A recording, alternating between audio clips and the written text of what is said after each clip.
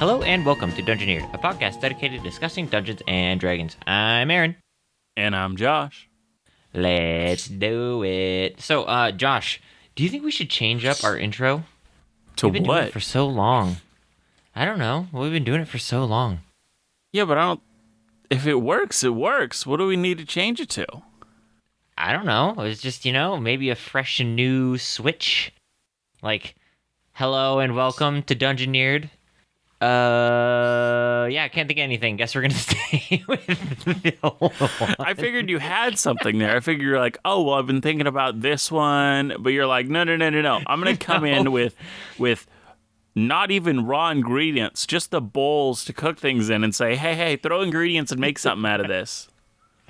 Yep, yeah, as I was saying the intro, I was like, we've had this intro, the same intro for a year, and, maybe we should switch it up. And then as I was thinking about it, and I said it, because, okay, I have sometimes a problem with saying things without thinking them through. Mm-hmm. You do, very much so. And, yep. And I said it, and then I was like, but I don't really have any ideas. So here I am. Here you are. The world's lamest dumb intro of all time. Yeah, pretty much. But anyways, last week we didn't even get to my lukewarm topic. Lukewarm open topic, because we rambled on and on and on about Pokemon and other random stuff. And so this week I wanted to actually do the lukewarm open topic, which actually was, how would you put like Pokemon in D&D, and could you, and how do you see that possible? I would create a ranger subtype called Master of Beasts. Or Pocket Monsters, called Pocket Monsters. Pocket Monster. That's what Pokemon means. It does. Well, yes. Yeah, so I would literally call it the Ranger Pocket Monster. And what they do is they can capture, like, I don't know if it would be like the souls of animals or something. Oh gosh, that got dark really fast. I guess Pokemon is a pretty dark concept. To be honest. Pokemon is literally the animal fighting rings. It's terrible, but yeah, and you like capture them in a tiny little capsule and have them. Yeah, fight so what I'm thinking is that it would be inspired by, but not Pokemon. So what it would be is it would be like, for the next fight, it's like a soul cage where you can use it a certain amount of. You can use the soul in a certain amount of ways. You could send it out to fight for you. You can do like that druid, the spirit druid, who can like, put the soul of a bear over there, and then it kind of grants people temporary hit points. Like, they all have different things they could do. And so this class would kind of require the person to go hunting every so often. Or maybe go hunting for specific powerful monsters. Now that I'm thinking about it, I don't think I've ever thought of Pokemon as like an animal fighting ring. You haven't? Honestly, no. That's all it is. I guess sort of. I know, it's just sort of, but I guess it's like what the illegal cockfighting and stuff that they do, or dog fighting, where you're like, oh, that's horrible. No, it's pretty messed up. But I think if I were to add it into D&D, I'd probably make some sort of like horrible legal animal fighting ring. Mm-hmm. Because that's like the most similar thing you could do, really. Because that's literally all Pokemon is like animal fighting. Is it more messed up that like they always, like in Pokemon, there was like, oh, they love battling. And that they're children like doing Pokemon I know, is that just like humans just justifying it as they brutalize Pokemon and make No, because the game literally makes it so that is the actual case. That the animals that they love, that they like. Yeah. So like because they make the game, they're like, no, they love killing each other. It's the most fun for them. Also, some of the Pokemon, like Pokedex, man, I can't talk. Pokedex entries are like super crazy. Like there's one a balloon that flies children away. Yeah, those ones. There's one that's a forgotten stuffed animal that if you forget about it long enough, it kind of comes after you. Yeah, that's horrifying. Yep. Yep, they're terrifying. And then there's some that are like, I think Mancargo is one where it's like if you're even like close to him, you'll just immediately die because he's so hot. It's like, how the heck how does that even work in the Pokemon universe? You like throw out your Pokemon, you just immediately evaporate and disintegrate from its heat. There's the one, Beware. They didn't think That this is through. like this. He's literally the size of, and weight of the Undertaker from WWE. He's huge. And Is that the one who like he loves hugs you to death? hug. Yeah, he loves to hug, but he doesn't know his own strength, and he doesn't know how weak humans are, and so he could just kill a bunch of humans by hugging them to death. It's so. You could probably make some pretty interesting D&D monsters though, based off of Pokemon Pokedex entries. Mm-hmm. I mean, you could do some really crazy things with them, to be honest. You definitely could. Which I think would be really fun. But honestly, if you were to like put Pokemon in a D&D world, it'd probably be an animal fighting ring, as much as I hate to do it. Have you ever put an animal fighting ring in Nope. D&D? It's kind of like a touchy subject, you know? Mm-hmm. Definitely Like, is. we're totally fine with doing like arenas, like with slaves and people who kill each other. See, that's you. But I haven't done that. Mine are all. oh, yeah, I Mine do are that all all the time. like. We got like they had this arena they went to that was in a very dangerous land, and so they literally, because it was so dangerous, the area, they would just capture powerful monsters that were in the area and just be like, this is what you're fighting against. But isn't that in a way like equally, if not more messed up than animal fighting? No, I would say Because it's animal fighting and humans fighting. See, that's the problem. I don't know what. Okay. D&D has monstrosities, totally. aberrations, fiends, all these different things. It's like, okay, in terms of like animals, which we just think of as what they have labeled as beasts, like what? How do we differentiate one from the other, and what like is any of it okay to attack, or are they all just like wild animals that you shouldn't like that killing them would be without a purpose is just as bad? Oh, I know, it's super complex in particular, and I'm like a huge fan of arenas and stuff and slave arenas and things like that, and those are horrible in real life. You did just But I don't say know, you're for a some huge reason, fan of slavery. That was Okay, words yeah, that you just said. Okay, yeah, that I'm a huge fan of slavery in D&D game, I guess, because it adds terribleness that you can try and stop and defeat. See, I thought you'd 'Cause want to every explain time- that a little more. A little bit more. Yeah, no, yeah, absolutely. Because it's like, I don't know, like slavery in a D&D universe is like, it's something that like everybody like can agree on is like totally evil and terrible. And so like every time there's slaves in slavery, people are like, we got to end that. Yeah. It gives a fun, like, this is clearly bad, we need to stop this type thing. Right, totally. And then, not to mention, I mean, it's also another difficult subject, I guess, like how, like, are you, like, if you want your game to be realistic, would you add those things in your game? Because it could be kind of like a touchy and difficult subject for a plethora of correct and rightful reasons, you know? See, I think it depends I know, on it's what you come to D&D for. What you and your party come to D&D for. Totally. What I come to D&D Yeah, for totally. is there's many reasons, but part of it is I like to explore just ethical problems and ethical dilemmas and see how people react to those. But I also like to learn more about groups that I normally wouldn't have any like way of connecting with in that way. So, Yep. seeing how that develops and like looking at histories and how that actually like how did slavery come to be in these different places, and like watching that whole progression and how there's like a sort of apathy that just grows over a group as they like go into what we consider now from this hindsight as super evil, But it kind of just happened to these people. To all of a sudden, this was like a major part of their economy and their nation. No, totally. And I know it's like same. I've had players in the past who didn't want to play campaigns with that kind of stuff in it because like they came to D&D just to like go into dungeons and kill monsters and like not have to deal with the social problems of of real life.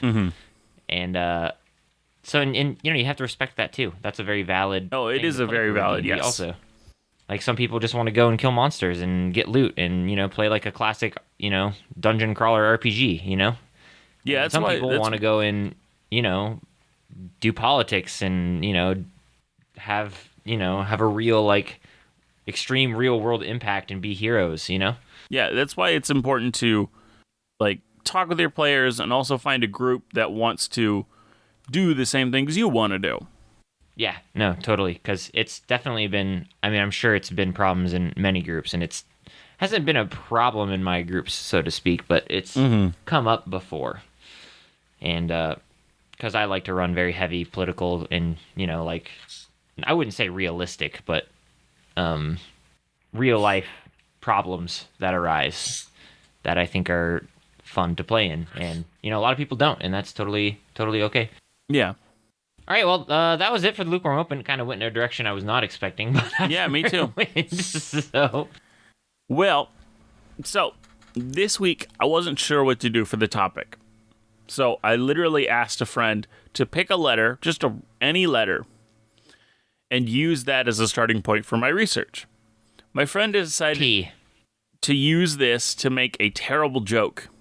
He asked why, but he meant it as the letter Y. Oh my, no. Do I know this person? No. Okay, I was going to say, I have a feeling I know this person, but if I don't know this person, then never mind. You don't. So I searched Y on the Forgotten Realms wiki, and when I did, the very first article was literally on a character named Y. Just the letter Y. What? What? So I was like, okay, I have to know more. This Y didn't have an extensive history written about him. He was a Darrow who lived in the Underdark. He was featured in the adventure Out of the Abyss, where the demons of the Abyss pour into the Underdark. But it is said that before this happened, Y and his group left on a pilgrimage before the demons came. They headed to a library hidden in the Underdark called Gravenhollow. And I was intrigued by this library. So that's what we'll be talking about this week. This library hidden in the Underdark. Libraries. Yeah, it's a library hidden in the Underdark. And I was like, I got to know more. Like, this is, I'm held. What's this? What is Gravenhollow? Now, this library is a weird place with lots of strange magic surrounding and inside of it. The building is almost sentient.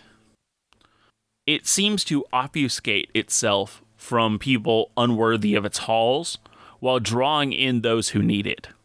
It even seems to remember those people and those who were yet to arrive. Time flowed weirdly here, and because of this, apparitions could be seen browsing the library as echoes of the people that were here previously and those yet to come here.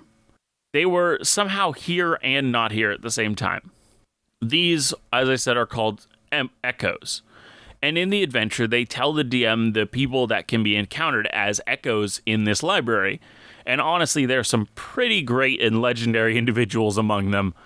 It would definitely be a fun thing to explore. Like, you go to a library and you see all of these heroes of legend just like browsing the shelves as these kind of weird ghostly figures. Now, this library had benefits and negatives to being inside of it. This is partially thanks to what it was made of. The library was carved out of a titanic geode that was heavily infused with special radiation only found in the Underdark, called Fersres. This radiation interfered with the casting of teleportation and divination magic, and this was the same for any magic used inside the library. But the library granted any who entered it to understand all language while inside. Oh, dang. That's crazy. So in a library, that's super nice and super helpful. Oh, yeah, that's super awesome. It was also bigger on the inside because at this point, why not? Now, the library... Yeah, I mean, you know? Yeah. Like, you already have a super magical library that seems to draw people in and also has this special radiation. Why not just give it more magic? Why not just make it bigger, you know? That's now, easy enough. This library has been said to be there for countless years, as it has was supposedly made before the Age of Giants, which was like one of the first ages.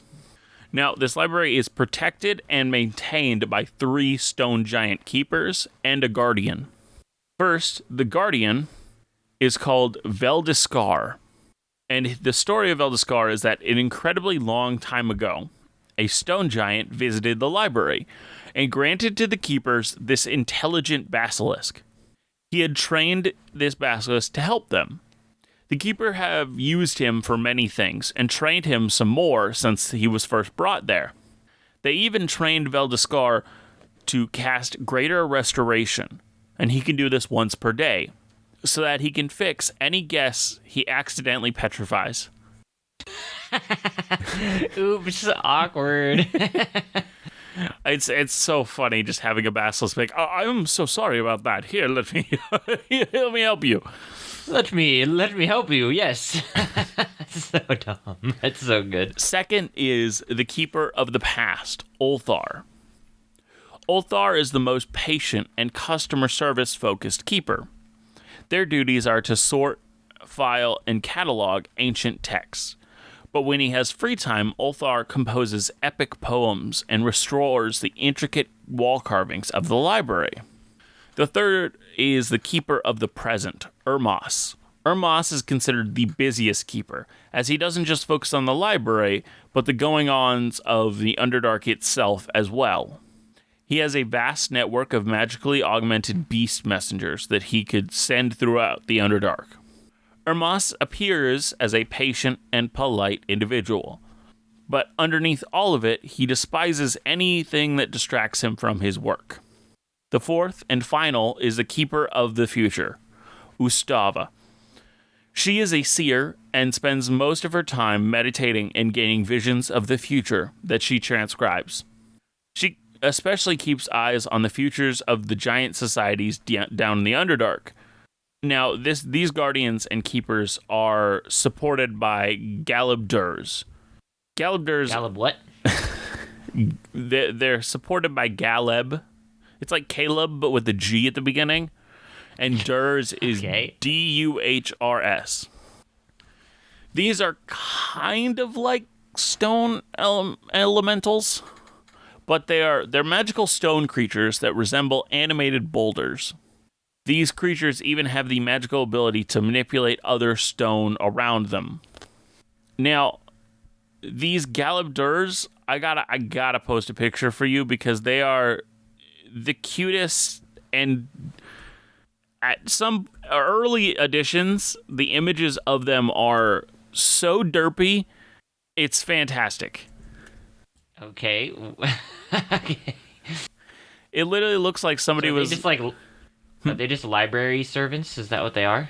Yeah, so they help the keepers kind of do any of their tasks that they need to do. And the first edition, as you can see the image, they're hilarious. Yeah, that's the first edition version. They have the first edition literally just looks like a boulder with legs, and they look like if you were to take like a Easter Island head and then just put legs on it. But then not as intricately carved as the Easter Island heads. No. That's second edition. Okay, they've changed dramatically. I mean, they're just more like egg-like. I don't think they changed that dramatically. Now, third edition, they changed dramatically as they looked almost just like stone giants. And you're like, okay. Yeah, they're way different. And then they kind of go back to a more...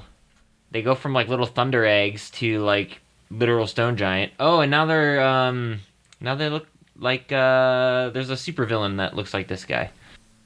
Are you talking about the Thing? because he's a superhero. No. But yeah, Sandman? I don't know. Sandman? Is he bad? Sandman's literal sand. Okay, maybe it's not Sandman. Maybe it is the Thing, and that's a superhero. Yes. They kind of look like a bunch of conglomerations of a bunch of different rocks and stone. That's what the 4th edition one looks like. Now the 5th edition one looks like one piece of stone, but it still has a very derpy, cute face. Yeah, I know these things. I've seen these in the book. I mean, I think they're only in Out of the Abyss, the adventure. I've seen a picture of this somewhere.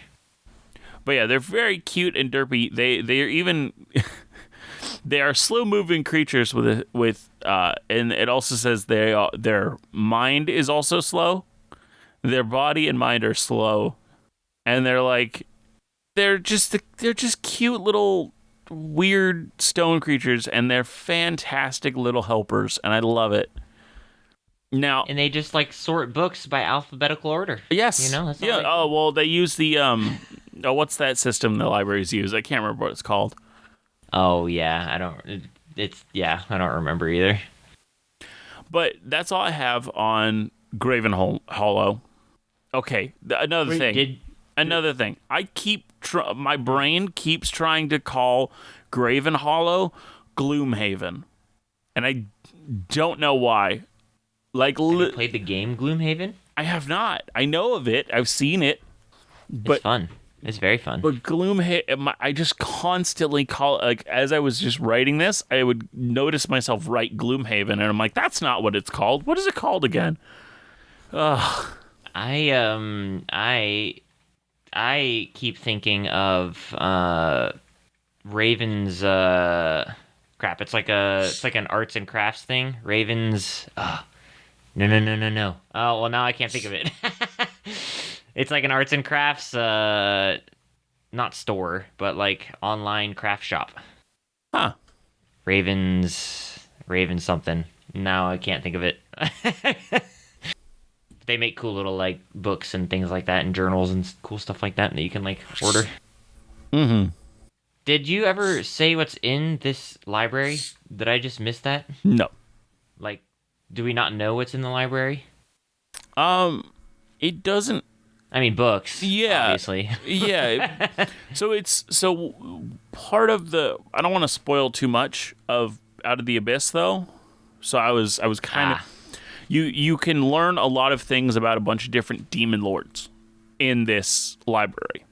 Got it. And so you go here to figure that out and be like, oh, this is where this person resides, and this is what they like, and this is what their weaknesses are, and so on and so on. And so you kind of go here and kind of try to learn about these things. Also, you get a magic item that kind of can give you greater insight. It gives you visions of the past, present, and future that kind of help kind of fill in more detail about the kind of demonic incursion that is happening in the Underdark. Okay, got it. I even have the writing of So it's more of it's like a plan as you go type thing to add things that the party needs to find in there type of deal. Mm-hmm. Well, it's now, so they because D&D is such a wide open game, they kind of give you a bunch of different ways to solve problems. And so if your party is one of those people who want to go to the library and learn as much as they can, this is kind of a place where they could do that. That could be the solution they find. Yeah. Yeah. Now, do you like adding libraries in D&D? Do you have a library system in your world? Do you have anything? Well, so mine's an apocalypse. So I mean, kind of hard. They found a library at one point, an underground library, and they found some books. They found one that had epic level magic, which is magic over 9th level spells. Which is pretty sweet. But the PC who had it, though, died, and then their body was grabbed by an enemy. So who knows what that enemy's doing at that book right now? Learning 10th level spells. And it's gonna be fun next time. It's gonna be a fun little thing. It's kind of a big rip. Well, Do you like adding libraries then in your world? Like, do you think that's something that's fun to do? I have libraries that exist, but I have not, as of right now, put a lot of effort or time into them for one simple reason. My party, there's Party like doesn't like one or two doesn't go to members 'em. who likes them, and if I create one, they will go to it and try to learn things, but everybody else will get incredibly bored Yeah. and they stop having fun. So I don't ever want that to happen. So I kind of, at this point, instead of putting a lot of time and effort into my libraries, I say, hey, I'll just send this stuff to you over Discord afterwards, and I have them roll for like finding stuff in there, and then I'll tell them what they find on later on, because it just gets boring for the other players. But so this is what I had on Gravenhollow, and I thought we could create our own powerful location or weird magical location in our world that could inspire the nation idea that we had last week, where the nations keep fighting over a piece of land until the people who live there decide that this is enough, and they secede themselves with the help of another nation having a treaty with them. And whatever important location we make could be so important that it makes this area desirable and fought over. Okay, did you have an idea of what you were thinking that was going to be? No, I kind of wanted to leave that up to you. Like, what is the area? Like, so it's this one area that will secede and become its own nation eventually, but people keep fighting over it. So what is it? Could it just be? It could just be a library if that's what you want to do. I mean, I love libraries in D&D, so I love making ancient libraries. They're very, very fun, especially with like weird NPCs in them. Mm-hmm. But at the same time, libraries are so cliche, you know? Like, I've done so many libraries because it's one of my favorite things to do in D&D. I've done so many libraries. And then, like, I mean, I guess they'd be something worth fighting over, I guess, but it doesn't seem like it's that worth it. Yeah. Unless maybe it was like some sort of ancient arcane academy or something, but then at the same time, that's also pretty... It's like the same as a library, I guess. So if it's not a library, what is it? Well, I think it'd be really fun. Well, there's a couple of things. Could it be a power my source? Mind first went to. One would be like some sort of.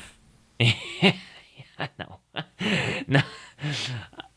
What I think would be interesting would be like an ancient like weapons cache of some kind, but I'd have to really think about what that is. Okay, whether that's like and this weapon like is spells, a like location, spells, so it's unmoving. That's like how do you use this weapon from a single location?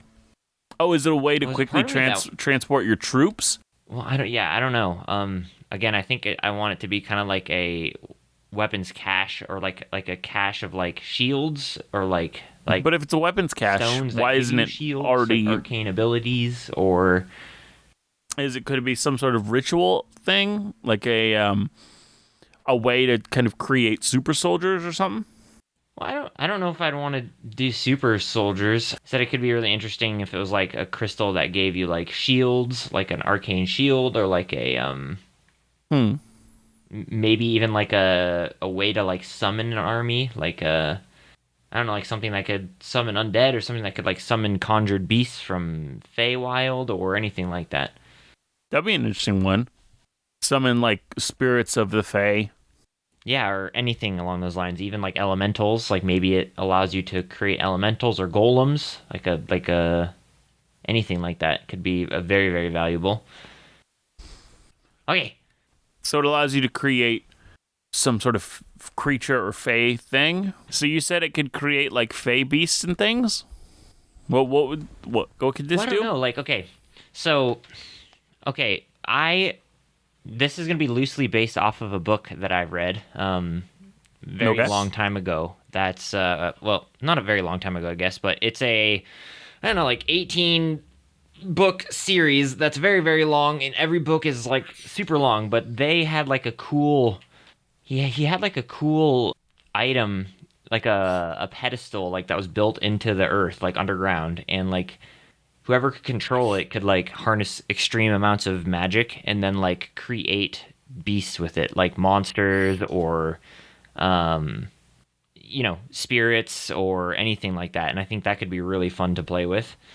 And the history that he had with it was super interesting because he had a whole entire backstory of how it used to be like an ancient like goblin tribes like holy relic that they never used because they weren't like smart enough, or they didn't really care to use it. They didn't really know what it was, but it was just like their holy relic. And then humans like took it from them and essentially captured it. And then the goblins, a goblin somehow found some like a magic source and power that made him become like super powerful. And then he retook it from the humans to use in like a giant war, to a revenge war against them.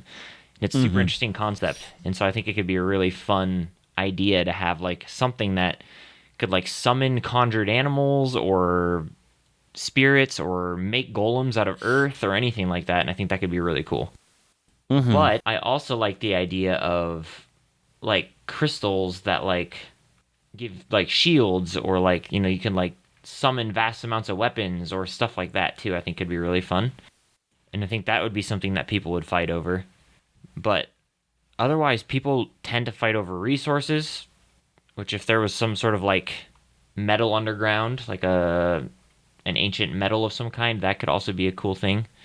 But we want it to be a location. So I think it would be interesting if we made it like, I like the weapon idea, but I like the kind of it's not directly a weapon like you were saying, how it's like, oh, it can help the military in some way. One of your ideas was what I was suggesting previously, was like maybe it's can teleport a large army somewhere, like using very little actual resources. Yep. Yeah, that was one of the uses in the book too that I read that it was used for, was like opening portals, and they'd like open portals in the middle of a castle, and like their whole army would just spill out into the middle of a castle. Yes. Or in the book also, they used it, they opened two portals, one at the bottom of, so they had a big castle in the middle of a lake, and they used one of the portals to open a portal at the bottom of the lake and then open the portal above the castle, and they just flooded the castle with the lake that it was on, which is super interesting too. Very interesting idea. That is. So like stuff like that is really cool. Yes, and I think having that as a historical story of an actual event that happened, they flooded a castle with it, would be really cool. Yeah, they like opened a portal at the bottom of the ocean and then like dumped water in your castle and completely destroyed it and flattened it. Yeah, which would be really interesting. Yeah, it wouldn't be a good day for you. No. So then the question is, where is it? What is it like? Is it underground? Is it in the sky? Is it hidden in clouds? Is it in a jungle? And what is guarding it? What like? Well, so I thought my idea for where this thing is being fought over is 100%. It is fought over on the new land, new world. Totally. Okay. And I think it was from some sort of race that was here before, but they have not seen any signs of this actual group ever. Like they What do you mean? Like whatever. It's like many sci-fi things where it's like, I don't know, this group might have gone extinct before we got here, but they had these crazy powerful magics. Got it. Okay. Yeah. Got it. Now, what is your thought on like New World? Obviously, but what is your thought on like on it being like on a floating island or like somewhere in the sky? I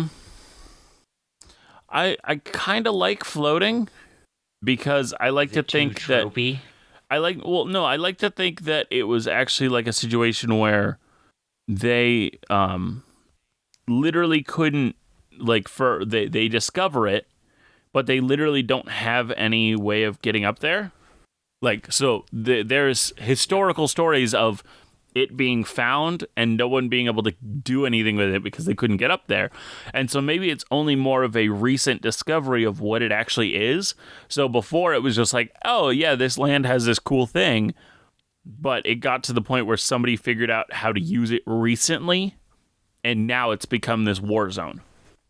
Call of Duty war zone. I don't know. Yeah, something like that. Yeah. No, but that was kind of my thought too, to be honest.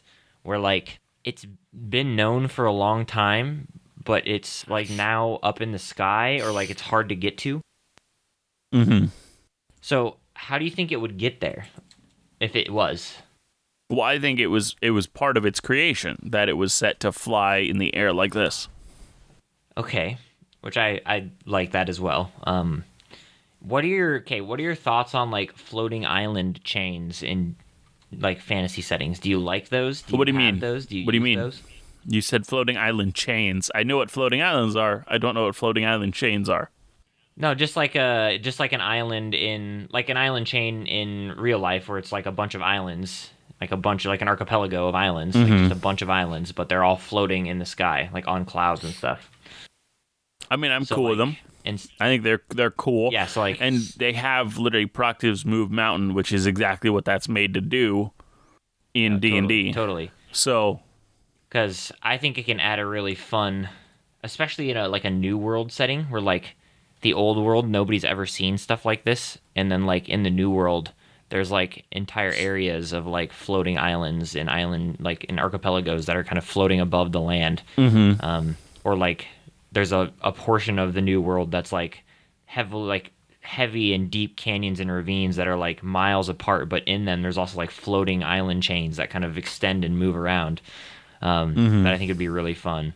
Think kind of like, have you seen the movie Avatar? I mean, obviously you probably have. The blue one? Yeah, the blue one. The one with the boy with the blue arrow on his head? The really good live action movie? No, okay, yeah, no, okay. The Oscar should have been Oscar nominated amazing movie, yeah? Yeah. No, okay, yeah. Yes, no, not that one. No, we're not even gonna go there. I have not watched that one. I just know, I've just heard of how good it is. No, okay. But the like the Blue People movie, like, yes. You know, where they have like the final battle in that one where they're like flying around this like island chain that like dampens radars and radar efficiency. Like, I think it'd be really fun that these islands are floating and magical, and it causes like problems with magic to go awry when you're up there because of like the magical fields that cause them to float, like these magical clouds that cause them to float. Yeah.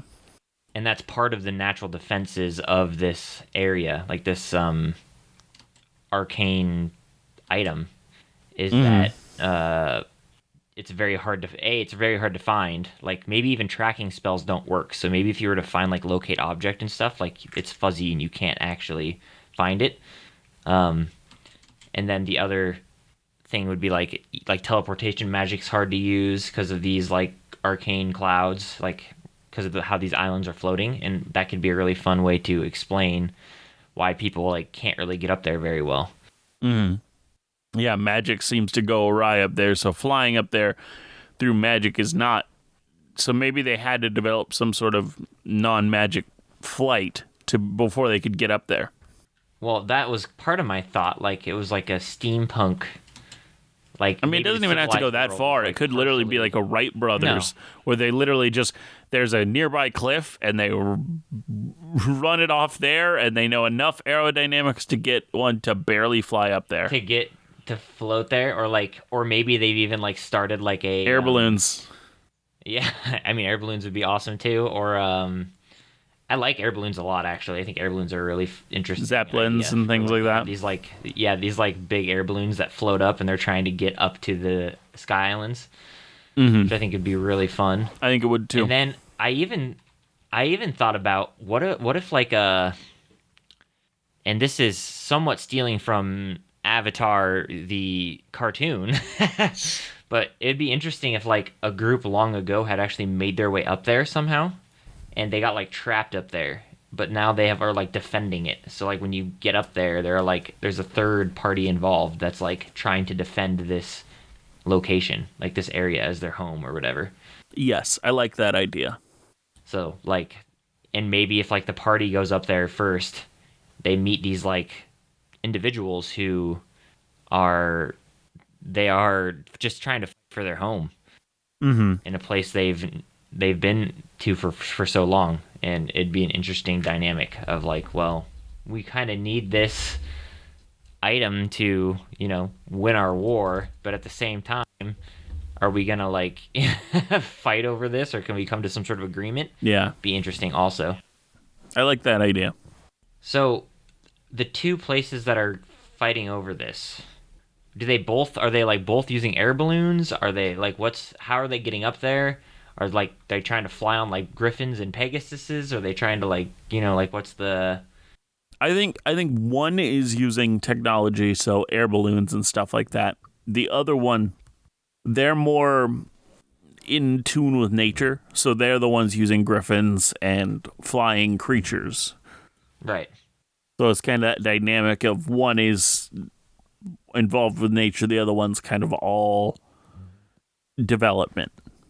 And then how do you see them fighting over this? Like, is it like you have these big zeppelins that are flying in the sky, and then like Griffins and Pegasus and stuff like that are like flying around trying to fight and tear them down, or what? Yes, and I think that they are, while they're... Another interesting idea.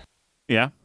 Along the fighting lines, what if one group is like connecting like these heavy chains, and they're trying to like pull, like maybe they have like giant slaves or something, like, or ogres, and they're trying to like pull them down to the ground and explore them one at a time.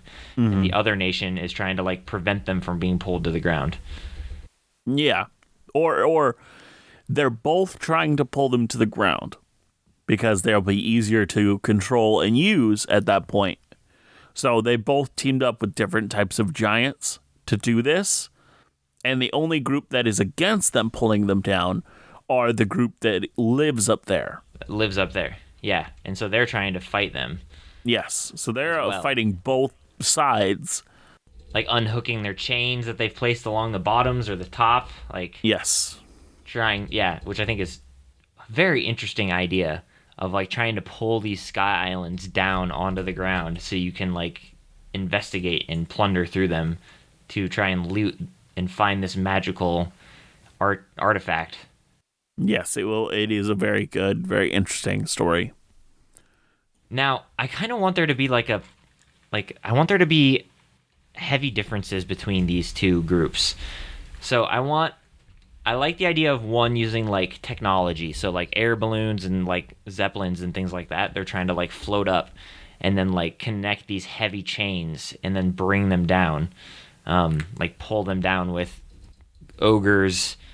Well, actually, we could do full technology, and we could have these guys have like giant, like I don't know, wenches that you could like pull, like pulleys that they're like. Yeah, I was gonna say I don't think we should have hundreds of people. I don't think we should have full wenches, but I think we should have like pulleys, and so it makes it easier, but it's not perfect. Yeah, and so they have like hundreds of people trying to pull them through these pulley systems down. And then I like the other group having giants that are like, they have like dragons and, well, they have like Pegasus and Griffins and stuff, and then they've also like captured these dragons and ogres and stuff, and they're trying to like have them pull the islands down. Mm-hmm. So then the groups on the islands, what do they use to fight? Are they just like shooting arrows at people when they're flying around? Like, what's the deal? I think there's another thing that I think would be interesting too, is what if this group is like immune to the magical dampening, and so they're like magical based, so they're like flying around on these like magical speeders, like magical little tiny like hovercraft that they fly around in because they've used like magic to enhance them and grow them, and they're like using like magical spells and things like that. Mm-hmm. And they're trying to defend because they've like lived here for so long that like, and maybe you could even make them as like a subclass of sorcerer where they're like completely immune to the dampening effects of magics. Mm-hmm. And they're like fighting for their magical artifact. Yeah, I like that. I don't know if I would have them on speeders. I think they would literally just be using like the fly spell and stuff. Fly spell, yeah. That was my other thought. But I think it could also be interesting to do like a magical they're using like some sort of magical like stone to cause flight on objects and things like that. Yeah. And I was specifically thinking of as like a giant like I wouldn't see them as like super technologically advanced, but like they've learned to like levitate. Well, I guess you could do this with normal magic, but you could like telekinesis like a giant plank with like railings around it and like lower it down into the clouds, and they would like drop out of the clouds out of nowhere on these like boards with like 100 men on them, and they're just like shooting arrows and stuff, and then they get pulled back up and disappear into the clouds to like So I think you would. I come think from a different angle. I would give that to the subclass. So the subclass, I would give the ability to cast spells that could be cast on a person to instead be cast on an object that you then control. So they could cast fly, but they instead of casting it on themselves, they cast it on a board or whatever. Yeah, and then like they can drop control down it out of the sky, and they would like shoot down these like zeppelins and air balloons, or they would like drop nets on flying creatures and stuff to try and like prevent them from attaching chains down onto their islands. Yeah. Now here's another question: have any islands been pulled down? I think smaller ones, yes. Yeah, I think I agree, because I think it also gives them a more of a reason to like continue what they're doing, because maybe they found something interesting on these islands when they pulled the first couple down, like an arcane armory, like stuff like that. Like maybe it's even a combination of like an arcane armory, this like magical artifact that creates portals, stuff like that. Mm-hmm. And they've like found pieces of like this arcane armory that they're like, there's more up in these islands, we know it, and they are like constantly trying to pull them down now because they know that there's more in there. Yes. I do like that idea. So that there's the armory is not the main thing. The main thing is this teleportation ability. But the armory does exist that kind of have a lot of like, it's like a whole, like an army's worth of +1, +2, +3 weapons. Yeah, well, just, yeah, stuff like that. Exactly. And it is now that they found a few of these are like, there's got to be more up there. And so they keep trying to like hook them down. Mm-hmm. Now, what would be the main method of hooking these islands? Would they like jam like giant metal stakes that are like connected to chains and pull them down? Would they like grappling hook style, where they'd like shoot ballistas up at them and like impact into them? Probably all the above. Yes, I think all of the above. And then this like tiny little group of people are trying to like fight them off and defend their island. Mm-hmm. Now these, so they have armories, and there's this floating crystal. What was this previous group? Who were they, and what were they doing with these islands? I don't know. Is this where they lived? Yeah, I mean, there's a part of me that like, yeah, this is where they lived. This is kind of like where they just grew up. So was there like a lot of architecture and cities of these people on these islands? I think so. I think the reason why that these islands are known about is like their civilization used to be on the ground, and like maybe over the years like something is like split open part of the new world, and they've like essentially just branched off the new world up into the sky. But I don't know what that would be, and I don't know how I'd want to make that work. Mm-hmm. But I don't know. It could just be that they like lived on this island for like maybe they don't really know much about any of the below world because they lived on the island for forever and they never left. Mm-hmm. That could be interesting too. Like the first time they've met outsiders was that their islands were being pulled down to the ground. Like maybe they watched one of their islands get just pulled down to the earth and invaded and destroyed. Yeah. And so the only thing they know about the below world is that they are trying to kill us and take our islands. Well, so I liked your original idea about this group that's living there currently having gone up there and gotten stuck. So I think they still have that's my favorite. I think they still have an understanding of what is down there. But it probably has, like you said, gotten vilified and kind of has been like, oh, they're all terrible down there. we're the only good ones up here. Yeah, I definitely see that as a thing for sure. And I think it would be interesting. How did they get up there and get stuck? Did they like? I think they tried. I think it was have an literally airship like a and it right. crashed? Yes. Oh well, so I don't think it's an airship. I think it was like literally like early Wright brothers plane. Like they got the momentum, they got going, it got up there, and then realized, hey, how are we? It broke to get up there, and they're like, how are we getting down? Yeah, yeah. I mean, the thing about that, though, is if they did that, couldn't they have just made another one and then glided down? Well, no, I think they did, but I think by the time they got down, there was like I think the people who wanted to get up there were scientists and academics.